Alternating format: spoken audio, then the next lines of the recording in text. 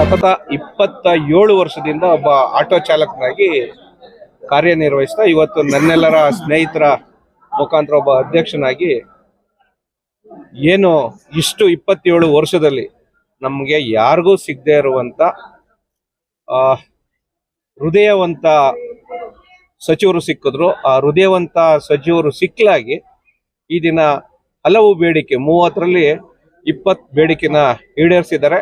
ಇನ್ನ ಕೆಲವು ಬೇಡಿಕೆನ ಈಡೇರಿಸೋ ಮಟ್ಟದಲ್ಲಿ ಇದ್ದಾರೆ. ಅವರು ಹೇಳಿದ್ದಾರೆ 100ಕ್ಕೆ 90 ಭಾಗ ಈಡೇರಿಸ್ತೀನಿ ಅಂತ. ಆದ್ರೆ ಸಣ್ಣ ಮಗು ಕೂಡ ಹೋಗಿ ಅವ್ರ ಹತ್ರ ನಿಂತು ಕೂತು ಮಾತಾಡುವಂತ ಸರಳ ಸಜ್ಜನಿಕೆಯ ವ್ಯಕ್ತಿ ಅಂದ್ರೆ ನಮ್ಮ ರಾಮಲಿಂಗಾರೆಡ್ಡಿ ಅವರು. ಸೋಲಿಲ್ಲದ ಸರದಾರ. ಆ ಯಪ್ಪನ ಬಗ್ಗೆ ನಾವು ಏನ್ ಹೇಳಿದ್ರು ಕಮ್ಮಿನೇ, ಎಷ್ಟು ಹೇಳಿದ್ರು ಕಮ್ಮಿನೇ. ಅವರು ಈ ರಾಜ್ಯದ ಮುಂದಿನ ಮುಖ್ಯಮಂತ್ರಿ ಆಗ್ಬೇಕು. ಅವಾಗ ನಮ್ಮ ಎಲ್ಲಾ ಚಾಲಕರ ಬವಣೆ ತಪ್ಪುತ್ತೆ ಅನ್ನುವಂಥದ್ದು ನನ್ನ ಸ್ವಂತ